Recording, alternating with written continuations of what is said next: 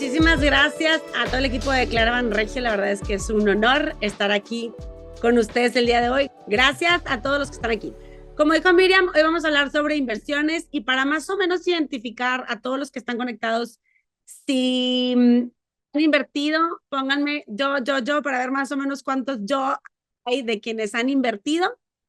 Y si no, pónganme no, para tener ahí un sondeo rápido. Participen. Todo va a ser así como monosílabas, entonces tampoco se crean que van a poner ahí toda la novela. Es nada más para sondear. Ok. No. Va. Yo podría calcular a lo mejor que un 60-40 sobre la muestra de los que 60% que sí ha invertido y un 50% que no. Lo primero que les quiero decir es que los quiero felicitar porque lo primero que estamos haciendo el día de hoy es que estamos invirtiendo nuestro tiempo, que es nuestro activo más valioso, que la hora que vamos a estar juntos ahorita no va a volver a regresar a sus vidas y que les aseguro que el espacio que se dieron para estar aquí el día de hoy los va a dejar con un gran aprendizaje y sobre todo con las herramientas para dar el primer paso a invertir, sobre todo aquellos que no lo han hecho y quienes ya han invertido, para hacer un rápido repaso si donde están invirtiendo es lo suficiente o si puede haber un poquito más o pueden explorar otras oportunidades dentro de todo el universo que hay de inversiones. ¿Va? Entonces, bueno, como dice aquí nuestro escritor Andrew Lockendall, el tiempo es tu activo más valioso. Gracias por estar aquí. Saquen papel y pluma, apunten para quedarse con este material el día de hoy. Ok, en el sentido económico, ¿qué es una inversión? Una inversión es poner el dinero a trabajar para obtener una ganancia futura.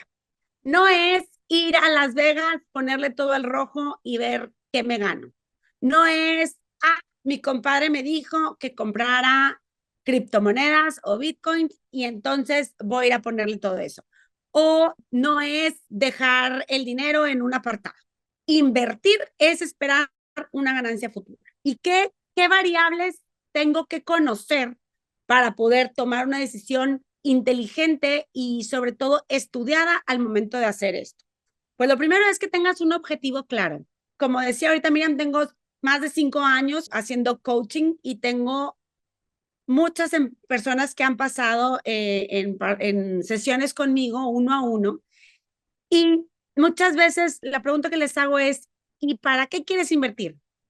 Pues para invertir, porque a lo mejor está claro que no quiero que mi dinero esté dormido en una hamaca, ¿no? Porque, a ver, si yo me levanto todos los días a trabajar, ¿por qué mi dinero no va a estar trabajando? Entonces, invertir por invertir, pues es una buena señal, porque de entrada ya tenemos una cosquillita de que el dinero tiene que hacer algo. Sin embargo, es muy importante tener clarísimo un objetivo. Y ahorita vamos a entrar a cómo definimos los objetivos. Pero primero tenemos que tener una inversión con nombre y apellido. ¿Ok? Lo segundo es saber cuánto tenemos disponible para invertir, que es este monto. Entonces, podemos decir, bueno, es que tengo 10,000 pesos para invertir. Bueno, ¿y estás segura que los 10,000 los puedes invertir o una parte de eso realmente va a ser tu fondo de emergencia? Que ojo, el fondo de emergencia se puede invertir, pero tenemos que tener claro el monto porque una parte puede ir a un plazo mayor y otra parte puede ir a un plazo con mayor liquidez, ¿ok? Entonces es importante identificar el monto. La otra es la rentabilidad deseada. ¿A qué voy con esto? Me van a decir, bueno, pues que gane, pero que gane ¿qué? ¿Cuánto? ¿Cuándo? ¿No? Entonces, que gane cuánto, lo primero que tenemos que tener identificadísimo es el valor de la inflación. ¿Quién me puede decir rápidamente en el chat cuál fue la inflación del año pasado? No me voy a meter a las subyacentes y a las de mes tras mes, sino la inflación del año pasado. 7% dice Mildred. El valor concreto es 4.66%. Entonces, para que yo no quiera que mi dinero pierda valor conforme pasa el tiempo, por lo menos tendría que estar identificando una tasa mayor a la inflación. ¿Ok? Ese es como clave así de todo buen inversionista. Entonces, ese es número uno. ¿Cuánto es la ganancia deseada? Pero a lo mejor tú me dices, mira, con que no pierda el valor, entonces te diría, búscate algo del 5%.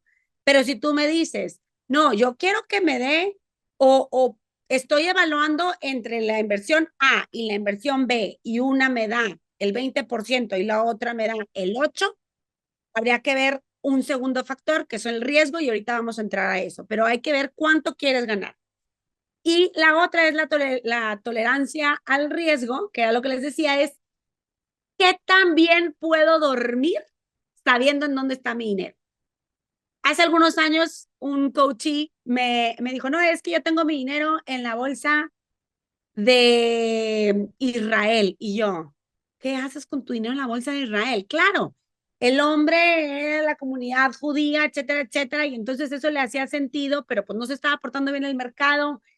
A ver, ¿te deja dormir o no te deja dormir? Tengo mis bitcoins. Bueno, pero si sale alguien y dice una cosa loca o cambia la ley, ¿eso me da paz o no me da paz? Siempre tenemos que poder medir esta tolerancia al riesgo.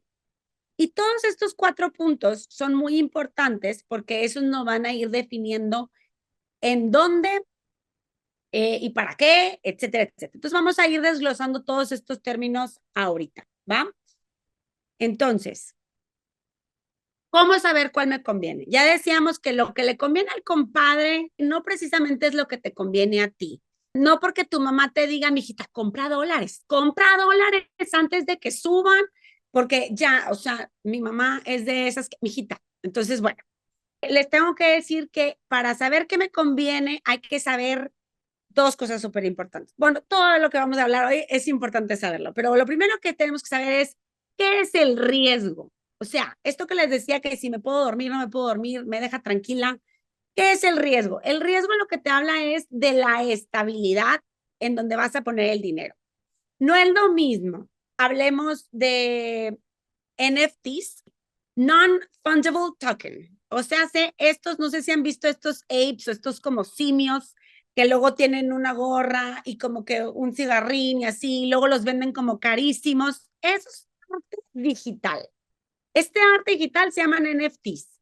Pero a ver, claramente no sabíamos que la Mona Lisa iba a ser la Mona Lisa años atrás, ¿no? Entonces no sabemos si ahorita un NFT va a ser maravilloso como el de estos apes o va a ser el dibujo de la casita y el arbolito que te dio tu hijo y lo pusiste en el refri, ¿no? Entonces, eso es alto riesgo, poca estabilidad. Eso es como si me dijeran del universo de las inversiones, lo más riesgoso ahorita yo podría decirte que son los NFTs, ¿no? Porque es muy a percepción. Y eso tiene una cierta, pues, volatilidad. Y si nos vamos en la escalera del riesgo en los activos, podemos ver que las acciones también tienen cierto nivel de riesgo. A ver, aquí, por ejemplo, vamos a hablar de mi compadre Elon Musk. Sale en X, lo que antes era Twitter, y dice una cosa, y entonces la acción de Tesla sube y baja como el sube y baja del parque, ¿no? Entonces, eso es que tiene volatilidad. Si tú no te puedes ir a dormir porque mañana hay rueda de prensa y este hombre quién sabe qué vaya a decir, entonces esa activo, esa acción no es para ti. Ahora, tiene que ver también qué tanto tiempo le vas a dar de trabajo a esa acción, pero ese es otro boleto. Pero si hablamos de menor riesgo, porque tú me dices, Gaby, no, yo, mi estómago no, ya tiene de por sí gastritis, no quiero más temas con respecto a estos estreses sumados por en dónde estoy poniendo mi dinero, quiero algo más tranquilo y estable. Te voy a decir que el polo opuesto de este NFT sería lo que hoy en México son los CETES. Los CETES, que son certificados de la Tesorería del Estado, son instrumentos del menor riesgo que te puedas encontrar en toda la oferta de las inversiones, que te puede dar claramente una tasa fija a un plazo fijo y que está respaldado por el gobierno, independientemente del gobierno. ¿Ok? Entonces, eso es lo de menor riesgo. En el Inter hay pagarés bancarios de distintas instituciones, puede haber una inversión entre particulares, habría que ver qué hay de garantías, etcétera, etcétera. Pero eso es el riesgo.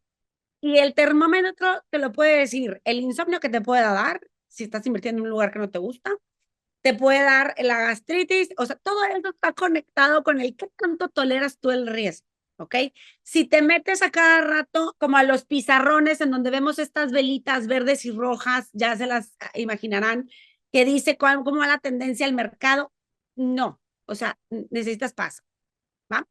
Y por otro lado, ese es el riesgo, ¿no? Por otro lado está el rendimiento. Y el rendimiento, ¿cuánto vas a ganar? Ya les decía, tenemos la inflación. Ok, con respecto a la inflación, ¿cuánto más? Pero ¿para qué lo quiero? ¿Qué voy a obtener aquí de ganancia? ¿Sí me explico? Es todo lo que queda. Imagínense que yo me voy a comprar una acción, sigamos hablando de Tesla, y que la acción cuesta $100 y la quiero vender 3 años después y entonces vale $180. Mi rendimiento fueron esos $80. ¿Ok?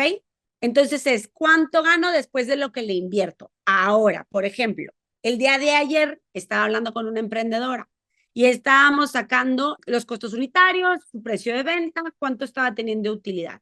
Estaba sacando una utilidad del 77%, digamos, a grosso modo. Y le decía, pero esto tenemos que incluirle tu hora hombre, ¿no? ¿Cuánto tiempo le estás invirtiendo para que entonces puedas vender a ese precio, etcétera, etcétera? Y entonces tuvimos que meter eso dentro de los costos. Y lo que les quiero decir con esto es que no nada más se trata de cuánto le meto de dinero, sino también cuánto le invierto en mi tiempo para ver que me dé esa utilidad. La semana pasada tuve una sesión con una persona que quería comprar algunas propiedades y administrarlas y demás. Y le digo, bueno, nada más acuérdate que hay costos de mantenimiento, claro que si el clima, que si esto y lo otro, pero también el estar correteando el pago de la renta, el que si lo que ustedes quieran. O sea, hay tiempo que está invertido ahí mismo y hay que ver si tiene o no el rendimiento que estábamos planteando. ¿Ok? Entonces, eso es muy importante identificarlo. Entendiendo estas dos cosas que si sabemos que a mayor riesgo, mayor rendimiento y cómo vamos a poner esas cosas en la balanza, también va a ser importante identificar que dentro de todo este universo de inversiones que tenemos o de instrumentos, ¿quién me puede decir de las personas que me han dicho que han invertido, en qué han invertido? Pueden ponerme acciones o bolsa, pueden ponerme pagarés o pueden ponerme emprendimientos en donde hayan invertido, como nada más para identificar CETES, pagaré del banco. Ok, muy bien. Pues como saben, hay muchas cosas. Hablábamos aquí de CETES, de fibras, de pagarés, de bienes raíces. Creo que esos fueron los que más dijeron. Si les hiciera la pregunta de, ok, esta fibra, por ejemplo, a Mónica, ¿en qué lado la pondrías? ¿En deuda o en capital? ¿Cómo sabemos todos estos instrumentos? ¿Cómo sabemos en dónde corresponden? ¿En deuda o en capital? Cuando yo descubrí esto, dije, esto nos va a dar la clave para saber en dónde meter el dinero según nuestro perfil de inversionista. Pero les voy a ir diciendo la respuesta. En oro. Ay, Rubén, very nice. Muy bien, muy bien. Entonces, les voy a decir, todo el universo de inversiones se puede catalogar en estos dos grandes bloques. Inversiones de deuda e inversiones de capital.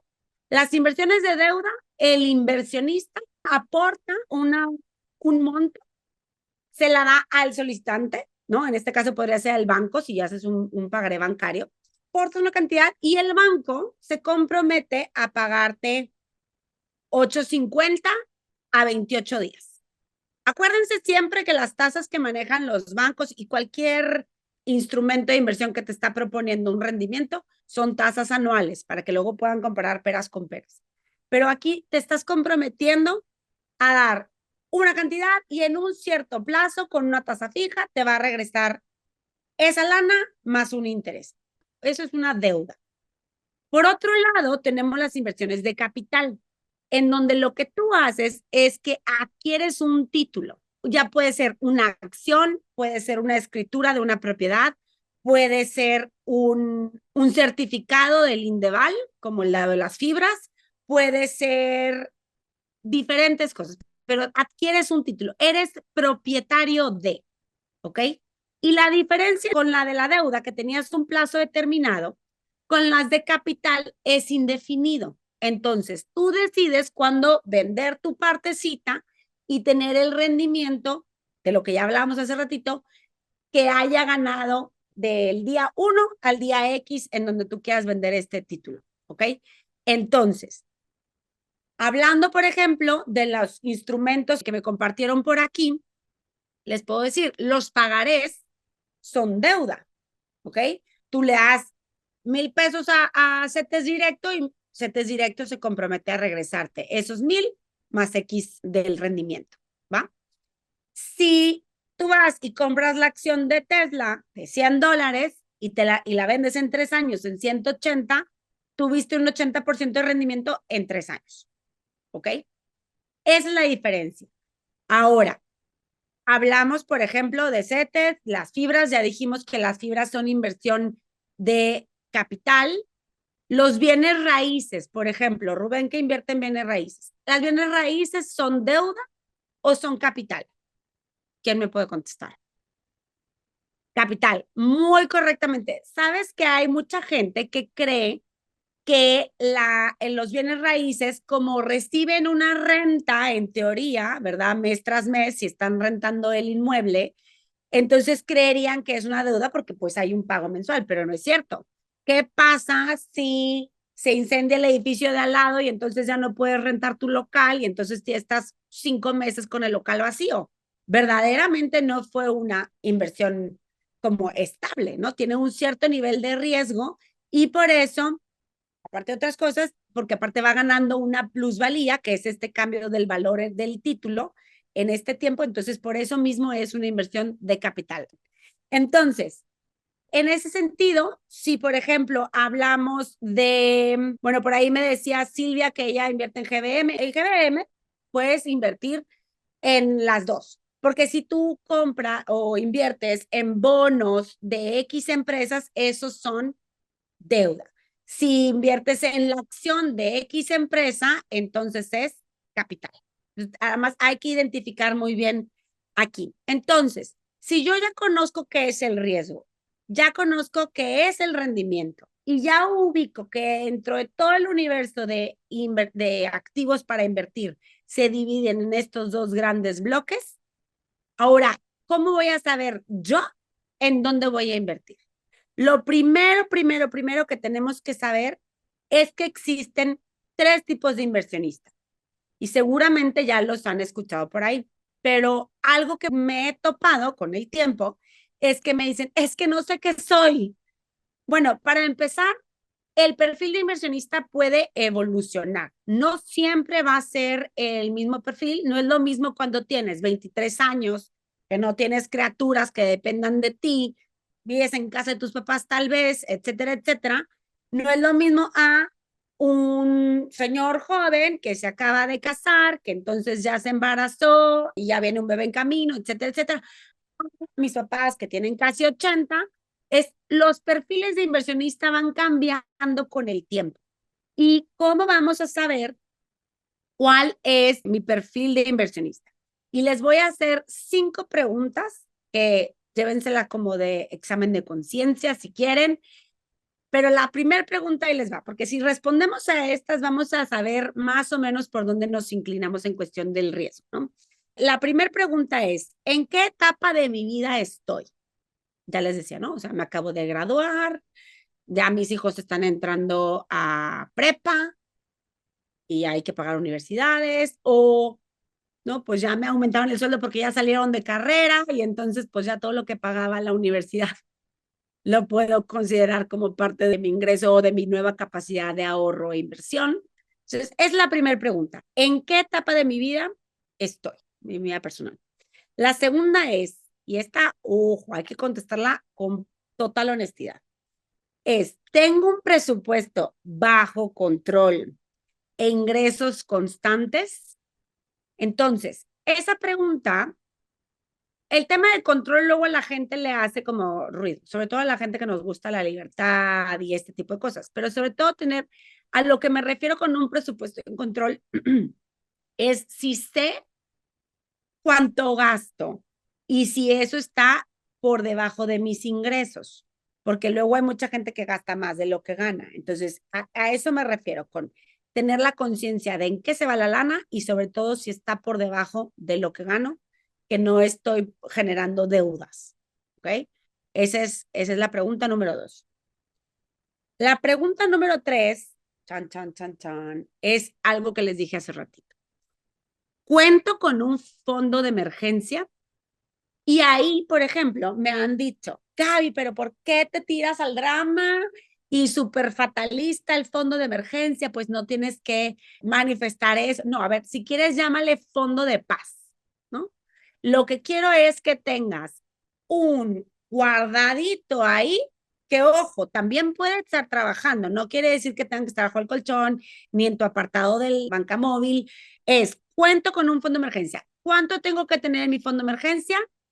3 meses, por lo menos, 3 meses de tus gastos fijos, no del cafecito, no del viajecito, con que cubras tus necesidades básicas, tus gastos fijos, 3 meses.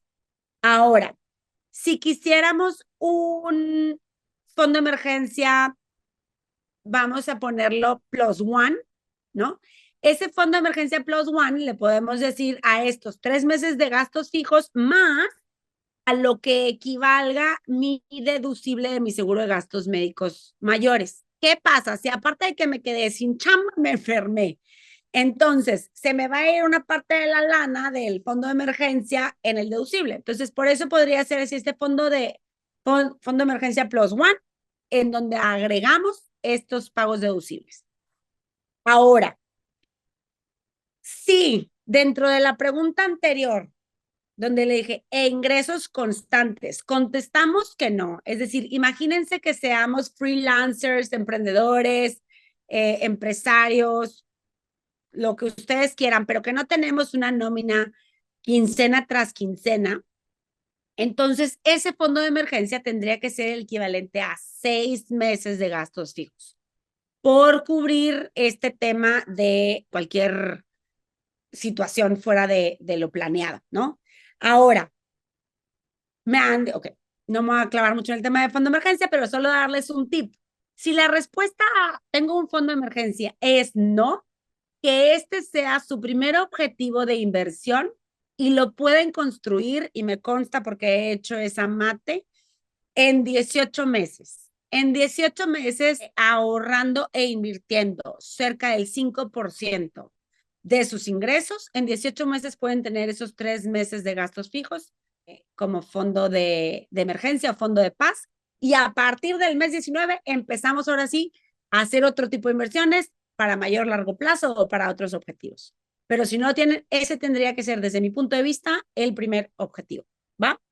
La cuarta pregunta es, en caso de contar con deudas, porque ojo, no todas las deudas son malas, hay deudas buenas que nos ayudan a crecer nuestros negocios o nuestro patrimonio, etcétera, etcétera. Pero en caso de contar con deudas, ¿qué porcentaje de mi capacidad de endeudamiento tengo comprometido?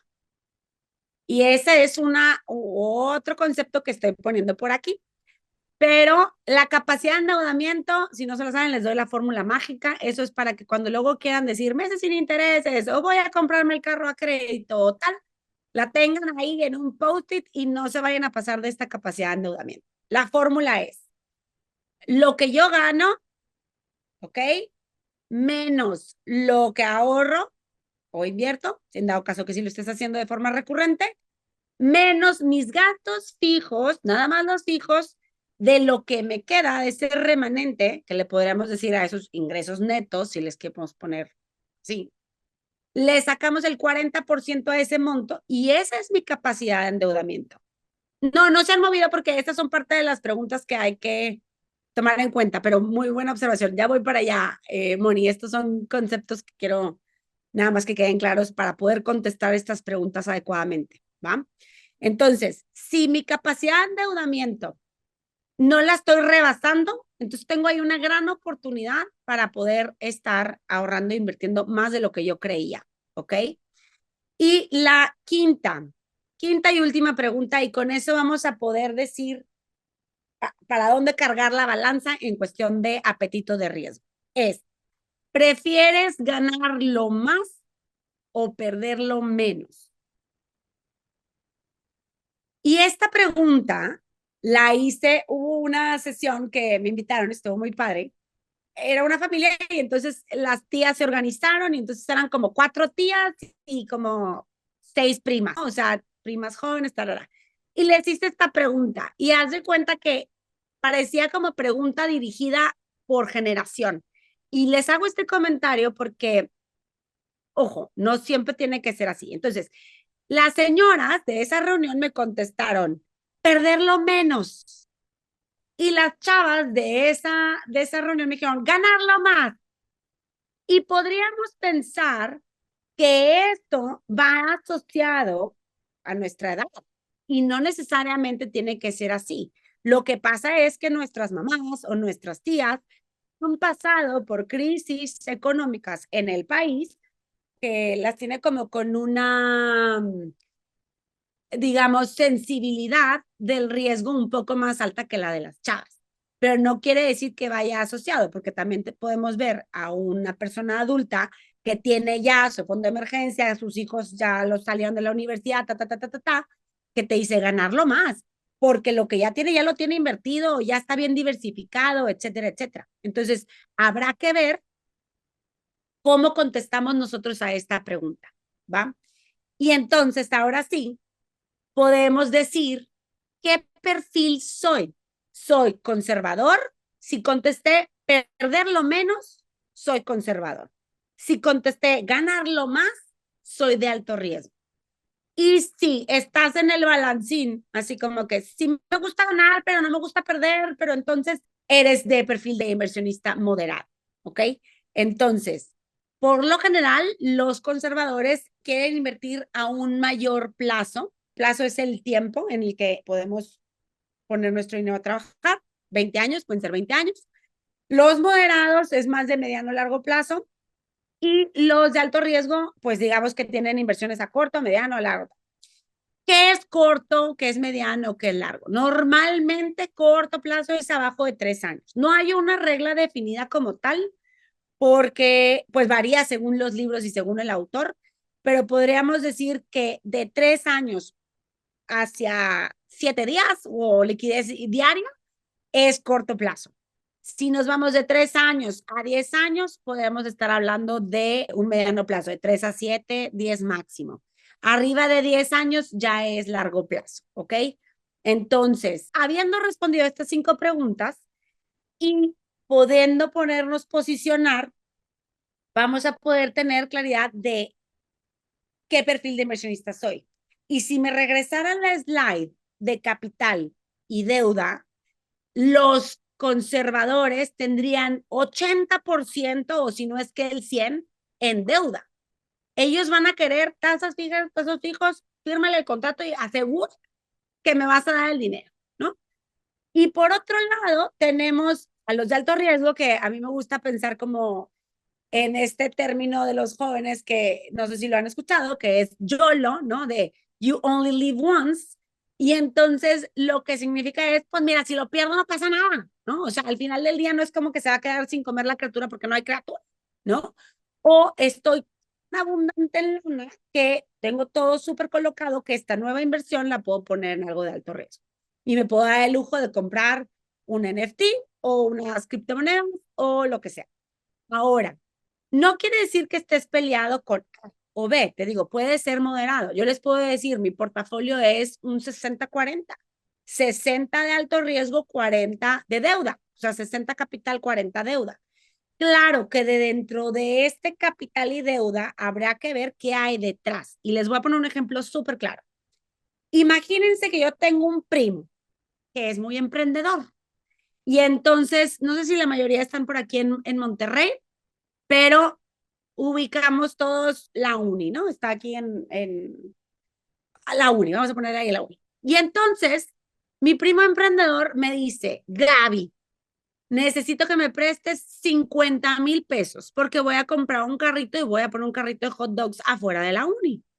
Y entonces, yo ya hice unas corridas, se van a vender tantos hot dogs al día, etcétera, etcétera. Y desde Guanajuato, hola Laura. Entonces, voy a vender tanto, y te puedo pagar el 12% anual en un año, es decir, en mayo del año que entra, te regreso tus 50,000, pero mes a mes te voy pagando el 1% de esta inversión. Yo le voy a decir, primo, está padrísimo tu plan, pero ¿qué me vas a dar en garantía? ¿Qué pasa si se viene COVID 3.0 y todo el mundo se va a homeschool otra vez? Entonces mi primo me va a decir, no te preocupes, Gaby, aquí está la factura del carro, endosada, tú tranquila. ¿Ok? Esa es una inversión de deuda, porque estoy pactando un plazo, estoy teniendo una tasa fija y de cierta manera estoy garantizando. Ojo, lo de la garantía no necesariamente tiene que ser, como se está estipulando es, ¿cómo voy a mitigar yo ese riesgo? Porque todo tiene riesgo, hasta los CETES, pero muy poquito. Pero bueno. Por otro lado, el hermano de mi primo, mi otro primo, me dice, no, no, no, no, Gaby, esos 50 dámelos a mí, yo voy a poner 50 más y vamos a vender hot dogs y pizzas y tacos en la mañana. Y nos vamos a ganar un 45% anual, a diferencia del 12 que te dice mi hermano. Y a mí me podrían brillar los ojitos, pero acuérdense que a mayor rendimiento, mayor riesgo. Entonces, y si le digo a mi primo, oye, pero ¿qué garantía me vas a dar de estos 50,000? No, no, no, es que te firmo. Mira, hay tantos alumnos, comen hot dogs, pizzas y tacos. Y te voy a dar el 45%. ¿A dónde te quieres ir tú?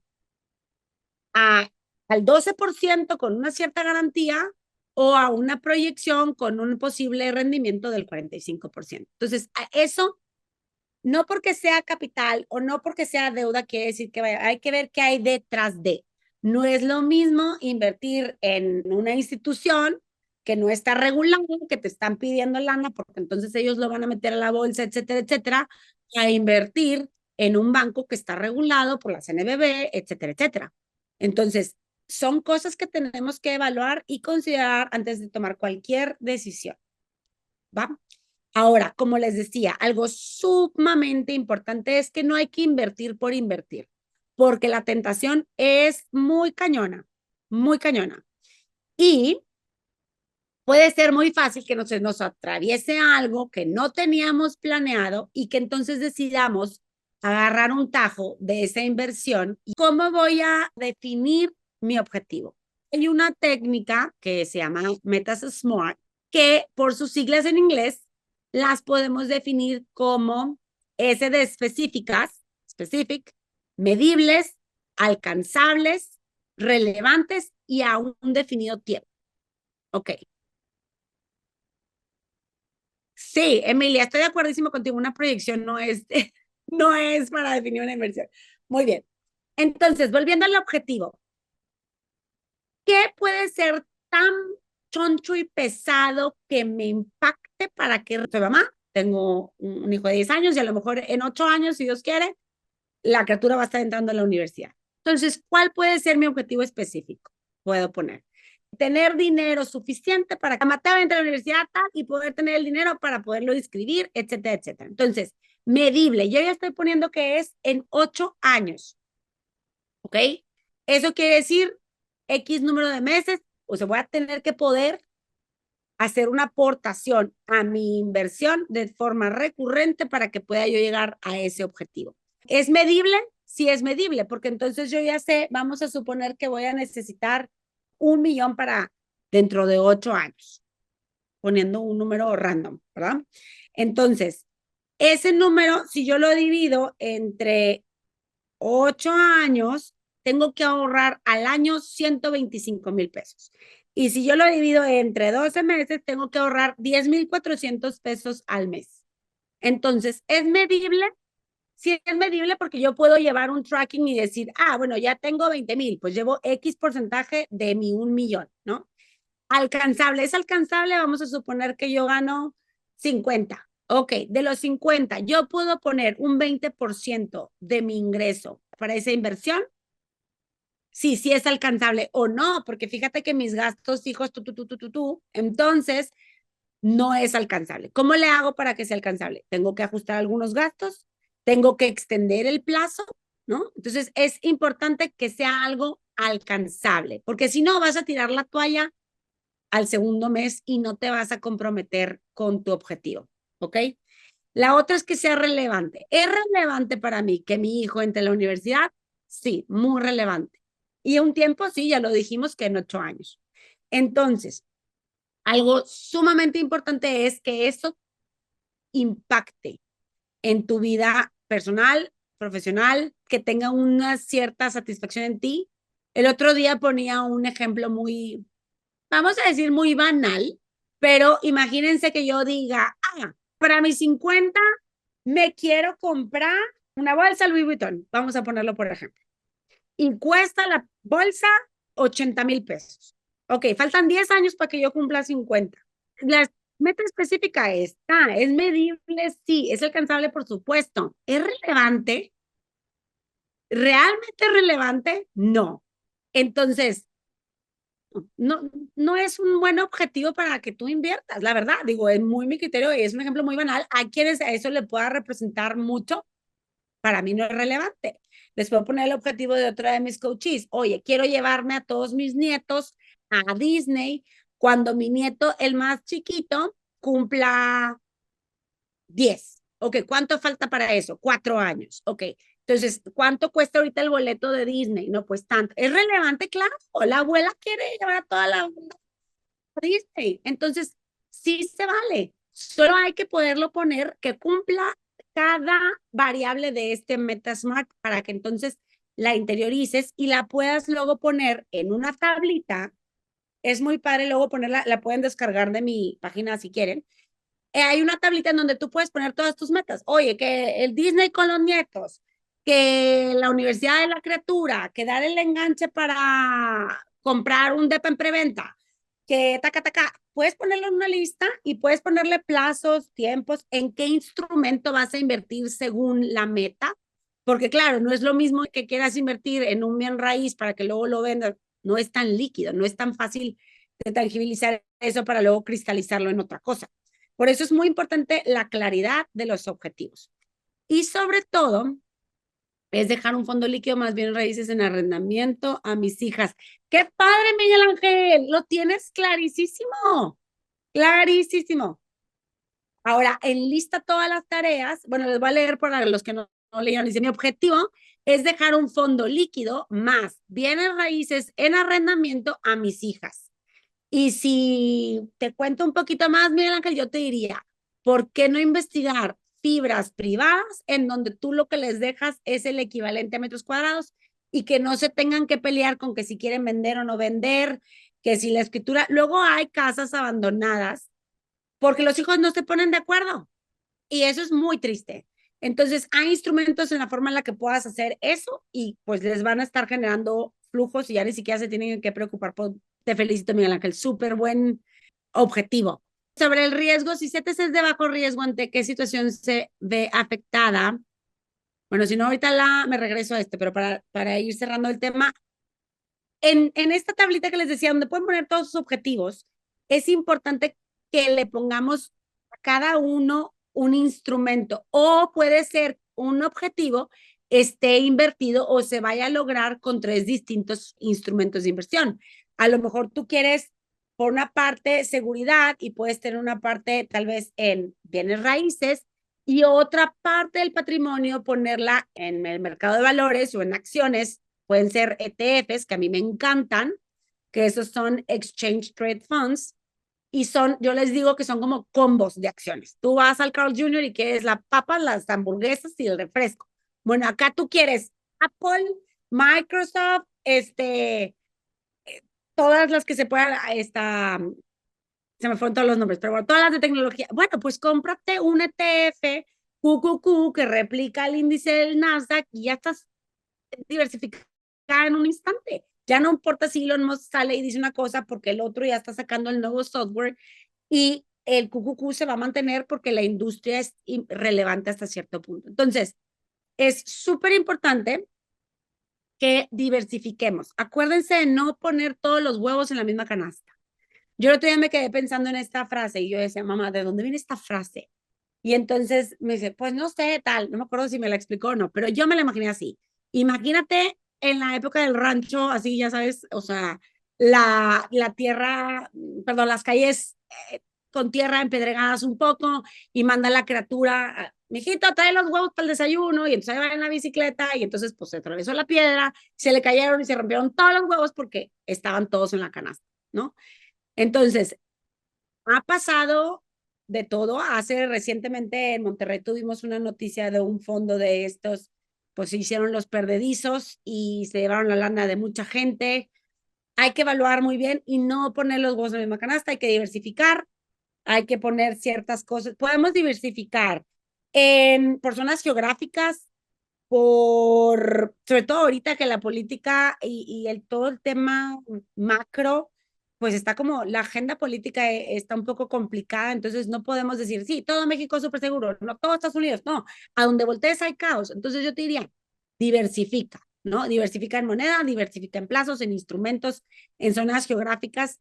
A mí hay una aplicación que me gusta mucho, bueno, no aplicación, sino una plataforma para invertir en bienes raíces y es a lo largo de la República. Y entonces una coachee me dijo un día, nada que sea en Ciudad de México, Gaby. Yo no quiero invertir nada en Ciudad de México. Yo, ¿por qué? Pues, ¿qué te hicieron? Y entonces, no, no, porque es que a mí no me gusta que tiembla, me estreso mucho y no quiero nada en Ciudad de México. Ah, pues mira, también tenemos en Tijuana, en Chihuahua, y hay, entonces, esa es una de las formas en las que podríamos decir, bueno, no te gusta aquí, hay acá, pero diversifica, ¿va? Ahora, ¿cómo vamos a crear el portafolio? Ya les decía, hacemos esta tablita de metas y ponemos, a cada una le ponemos un monto, un plazo distinto, porque no es lo mismo el crucero, o perdón, lo de Disney en 4 años, que en 8 años la entrada de mi criatura a la universidad, que en 10 años mis 50. O sea, a ver, plazos distintos y riesgos. ¿Qué pasa si pongo todo lo de mis 50 vamos a inventar, en tres criptomonedas o criptoactivos? Bueno, si se pierde todo y se cae todo blockchain y me quedo sin mi bolsa, pues que te valga cacahuate, tampoco, tampoco te vas a morir sin te quedas sin la bolsa. Entonces, es importante que vayamos haciendo esta configuración. Ahora, algo súper, súper importante es que tomemos acción y hay que empezar a crecer nuestro dinero. Lo primero que tenemos que hacer es saber que el tiempo es un activo que no vamos a recuperar. Entonces, entre más pronto tomemos acción, más pronto vamos a hacer que nuestro dinero crezca y que nosotros vamos a podernos, pues si no te quieres jubilar, por lo menos que trabajes ya nada más por gusto y no por necesidad. En mis sesiones de coaching hay mucha gente que llega conmigo y me dice, Gaby, pero es que es bien poquito. Y yo, ¿cuánto es bien poquito? Y entonces me dice, 10,000. No, no es poquito. O sea, hay muchas plataformas que hay unos que desde $1, hay otros que 100 pesos, como CETES son 100 pesos, y hay otros que sí, a lo mejor para que tengan una tasa más atractiva tienen que ser 10,000 probablemente, pero no es poquito, todo suma. No te vas a hacer millonaria de la noche a la mañana si no empiezas, o sea, tienes que empezar con algo. Inicia con un perfil conservador o moderado. No te quieras ir de rockstar oye, es que ahora voy a comprar es que a mí me encanta el café de Starbucks y ahora voy a comprar acciones de Alsea. Pues mira, es como una vez le dije a una de mis coaches, porque tenía un deudón en la tarjeta de Liverpool. Y le dije, a ver, que Liverpool sea parte de tu vida, pero porque estás ganando de sus acciones, porque estaba creciendo mucho la acción en ese momento de Liverpool. No que sea parte de tu vida porque estás pagando la deuda de la tarjeta. Entonces, hay que ver ¿dónde vamos a poner nuestro dinero? Empieza con un perfil conservador. Lo más fácil para empezar es CETES. Yo creo que todo el mundo ha empezado por ahí. Si se dan cuenta, muchos de los comentarios que vi aquí en el chat empieza por CETES. La aplicación la modernizaron recientemente, yo creo que fue el año pasado que la liberaron nueva. Está muy padre. Si me preguntan por la página web, sí está como un poquito más abandonada, pero la clave está en que lean las instrucciones, porque una vez que lees, dices, sí, pues ahora sé qué tengo que hacer. Les digo porque ya me han contado. Tercero, automatiza tus depósitos a inversiones para que sean recurrentes y logres hábitos financieros. Acuérdate que te pagas a ti primero y luego ahora sí que la luz, el agua, el gas, el chocolate, el cafecito y el cumpleaños de la amiga. Entonces, ¿Cómo puedes hacer este tema de automatizar los depósitos? Hay algunas bancas móviles que de forma recurrente ya, como si llegara la aspiradora y se agarra ese saldo de tu nómina y lo manda ya a tu pagaré o lo manda a tu fondo de los diferentes fondos que pueden tener los bancos, ¿no? Es importantísimo que lo haga, o sea, si no tienes fuerza de voluntad, así como si eres de las que como yo batalla para la dieta, les voy a decir, automatícenlo, porque si no vas a entrar en el mundo este de que primero pagas A, B, C, D y J y al final, ay, no, pues ya no invertí este mes porque no me quedó. No, tú fuertemente lo mandas a automatizar y palomita, ¿ok? Eso es algo que les va a ayudar muchísimo. CETES tiene esa facilidad. Tú le dices que si los días 1 o inclusive hay 2 veces por mes y va a ir los días 1 y los días 16 a tu cuenta de nómina, se va a traer tu lana y la vas a mandar a invertir. Es una chulada tener esas automatizaciones. Y lo que pueden hacer, cosa que yo recomiendo ampliamente es, ok, ya fue y aspiró, digamos, el saldo, pum, se lo trajo. Y después de eso, haces un corte trimestral si quieres y todo eso, pum, ahora sí lo mandas a algo que te dé un poquito más o ya que esté dentro de tu estrategia. Pero para automatizarlo, ese sería un buen paso para iniciar. La cuarta, evita invertir en cualquier activo que no entiendas. Si no te puedes sentar con tu hijo de 3 años o con tu mamá de 80 y tantos a decirle, no, mamá, es que metí el dinero aquí y acá y entonces así voy a ganar, etcétera, etcétera, entonces ese activo no es para ti. Si te quieres ponerle a explicar blockchain y no entiendes de blockchain, los NFTs y las criptomonedas no son para ti. Si te están invitando a invertir, que se vale, ¿eh? O sea, hay plataformas donde puedes invertir en empresas que ya están funcionando y te están generando una cierta utilidad, pero no le entiendes al giro de la empresa, no. O te educas y le entiendes para que puedas invertir si es algo atractivo, o mejor no te metas ahí, porque entonces si tú no lo puedes explicar, ¿cómo vas a saber si va bien o mal este activo en el que estás invirtiendo? ¿De acuerdo? Y el quinto es reinvierte los intereses y obtén la magia del interés compuesto. El interés compuesto es de verdad lo máximo del planeta. ¿Qué es? Yo tenía 100 pesos, los invertí y me gané 10. Ahora tengo 110, los voy a volver a invertir. Y ahora no me van a ganar 10, me voy a ganar 11.50. Entonces ahora voy a tener 121.50 y los voy a invertir y ahora me voy a ganar 13. Entonces, de esa forma, no nada más vas a estar ganando siempre 10, 10, 10, sino que vas a estar ganando cada vez más porque tu capital va creciendo. Es una bola de nieve positiva en la que tu capital se exponencia y entonces vas a ganar muchísimo, muchísimo dinero más. Ahora, el éxito de invertir está en la constancia, en la paciencia y en la dedicación. Lo primero que hicieron ya es estar aquí el día de hoy. Paciencia, no sé si los que estén aquí que tengan miras de ser traders, pero bueno, ese es otro capítulo, pero sobre todo constancia, este hábito de estar siempre mes tras mes sumándole al capital más los intereses, vas a hacer que eso crezca muy, muy rápido, sobre todo que ahorita hay muchísimas oportunidades de de empezar a invertir con poco dinero, con unas tasas que ahorita son increíbles y que no debemos dejar pasar estas oportunidades. Entonces, si les parece bien, pues los invito a seguirme, gaia.finanzas en forma, en Instagram, Facebook y LinkedIn.